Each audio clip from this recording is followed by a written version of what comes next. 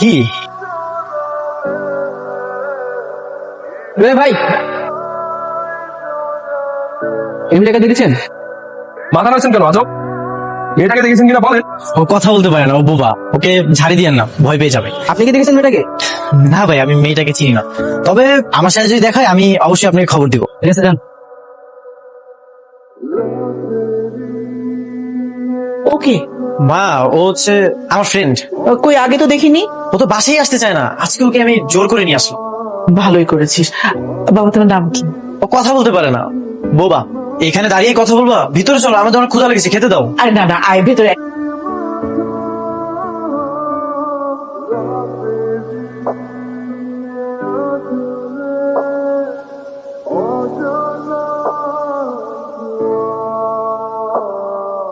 কে এই ছেলেরা?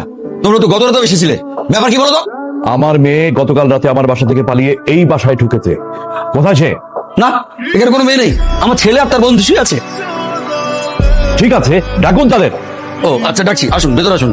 রিফা, রিফা, চলো তো গিয়ে দেখি। কে হা করে কি দেখছেন? বললাম না কোনো মেয়ে নাই, আমার ছেলে আর তার বন্ধু। হ্যাঁ,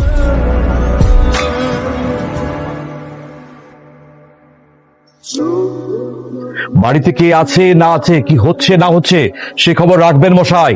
আমার মেয়েকে গোফ লাগিয়ে আপনার বাড়িতে আশ্রয় দেওয়ার অভিযোগে আমি আপনার বিরুদ্ধে মামলা করব। চল চল আমার সাথে। কিরে তুই বসে আছিস কেন ঘরের মধ্যে? যা, বন্ধুদের নিয়ে চলে যা, মেয়েটাকে তুলে নে, বাকি আমি দেখছি। ঠিক আছে বাবা। এত লোক রেখে তুই আমাকে কেন সিলেক্ট করলি? মামা, আমি আমার সব বন্ধুদেরকে বলছি, কেউ আসতে চায় না, সব ভিতর টিম। তুমি তো সাহসী আছো, এই জন্য তোমাকে নিয়ে আসছে। বাবা,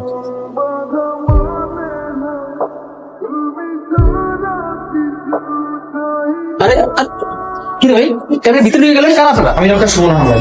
এই বাসাতে নাকি একটা মেয়ে অসুস্থ, তাই আমাদেরকে ফোন করে ডাকা হয়েছে। ঠিক আছে, আমি তোমাকে নিতে আসছি।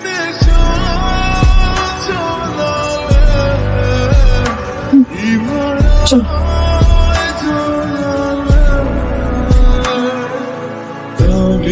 এই তুই কটা কাম ছাড়ছে রে, আমার বলেছে কারে সাইকেল বলে।